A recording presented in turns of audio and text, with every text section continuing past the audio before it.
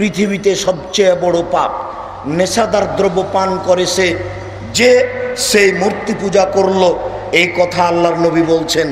দেখেন নেশাদার দ্রব্য পান করা কাজটি কেমন।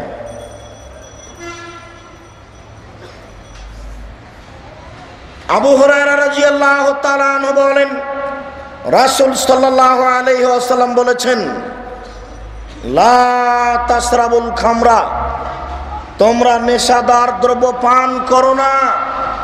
মান শারাবাল খামরা, যে ব্যক্তি নেশাদার দ্রব্য পান করবে, লাম তুকবাল্লাহু সালাতুন আরবাইনা লাইলা, 40 দিন তার সালাত কবুল হবে না।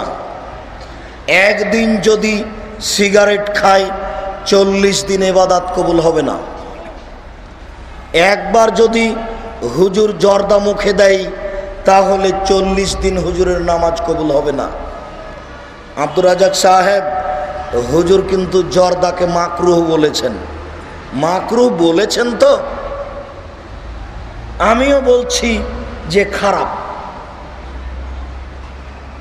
তো হুজুর মাকরুহ খান আর আমাদের ইমামতি করেন, হুজুরের একটু লজ্জা হয় না?